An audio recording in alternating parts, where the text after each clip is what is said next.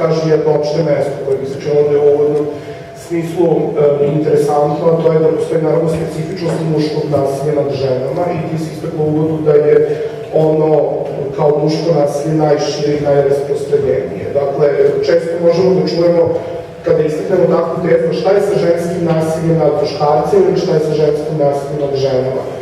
I to je, kako da kažem, pokušaj da se stvari relativizuju. Naravno da takva vrsta nasilja postoje, ali statistike jasno pokazuju da je ovo prvo najizraženije, najspecifičnije, kako da kažem, najprisutnije, najbrutalnije i tako dalje i tako dalje. Mislim da zbog toga, kako da kažem, feministkinje opravdano izlazu u javnosti naglašavajući specifičnost tog nasilja. Sad, da li mi te razne forme nasilja nekako možemo da povežemo, da nađemo isti izvor i tako dalje, to je prosto druga stvar. Ja mislim da se na ovom nivou, na kojem se htio da ukažem, krećemo na nivou dijagnoze. Dakle, i da od te dijagnoze zapravo treba da pođemo. Jelisaveta je rekla da se, dakle, tradicionalno žene vezuju za neku vrstu pasivnosti i to je, nažalost, tačno, međutim, to uopšte ne mora tako biti. Mislim da je feministički pokret od svog prvog talasa, pa do sada pokazao da žene kako mogu da budu aktivne i da se bore protiv te vrste identifikacije koja je Jelisaveta Blagojević uzrok jedan, a je možemo to postaviti kao jedan uzrok nasilja, u tom smislu da se čini da žena neće uzvratiti ako je napadnuta, upravo zbog te pasivnosti, što opet ne mora biti, naravno, istinito. To ne znači da žene treba da idu sada na borilačke veštine, mada postoji grupe u Americi, znate u Evropi, koje se i tako organizuju, to uopšte, kako da kažem, možda i nije možda prvi odgovor, ali upravo treba istražiti uzroke nasilja i vidjeti zbog čega je to tako i na koji način mi možemo društveno korigovati. Dakle, samo odbrana žena jeste dobro privremeno rešenje za neke žene, verovatno, ali to neće, kako da kažem, zaustaviti specifično muško nasilje na ženama. Ono što je, recimo, meni u tom kontekstu zanimljivo jeste jedna vrsta protivrečnosti koja tu postoji. Naime, ako ste vi pod znacima navoda pravi muškarac, onda s jedne strane ste osuđeni ako tučete ženu, jer tući ženu kao manje snažnu u patrijarhalnom poretku jeste nešto što se ne dopušta. A s druge strane, opet imamo najveće prisustvo upravo muškog nasilja nad ženama.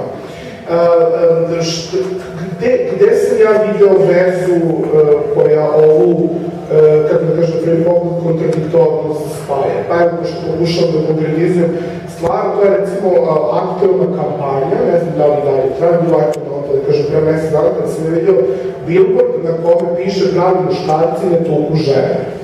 I eto vam mesta reprodukcije. Vi dalje zadržavate identitet nekog pravog muškarca, gradite tu vrstu maskuliniteta koji je upisna nasilje, a onda kažete, ali oni zapravo ne tuku. Dakle, javno, formalno postoji ta vrsta osude, ali suštinski strukturno vi dalje perpetuirate model pravog muškarca koji u toj polnoj dikotomiji jeste onaj koja aktivna žena koja pasti i tako dalje i tako dalje. I dalje, tu je žena svedena na nivo objekta, prosto ti nju ne tučeš, ali ti dalje upravljaš, vladaš njom, dominantan si, tvoja je stvar čiste benevolentnosti što nećeš da udariš i što hoćeš u tom smislu da zadržiš neki identitet pravog muškarca. U tom smislu mi se tako manje činilo potpuno promašeno, na primjer u ovoj mediju koji mi se ove, recimo, aktualna kampanja Lesbijskog infocentra i Gejskog alijanse, koja nosi naslov Ali mi se volimo, takođe čini potpuno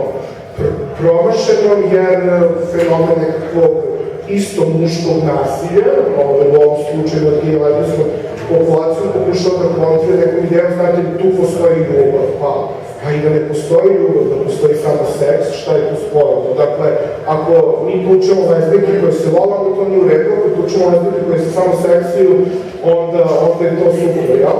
Mislim, dakle, tu stvari treba mnogo temeljnije promišljati kako u tom smislu stvari aktualizujemo u javnom političkom prostoru. Hvala, Dušane. Sad ću zamoliti Slavišu da nam govori o proizvodnji upravo tih hegemonih maskuliniteta, o političkoj ekonomiji maskuliniteta i nasilja, odnosno o političkoj ekonomiji proizvodnje, ekonomskoj proizvodnje očekivanja muškosti koje može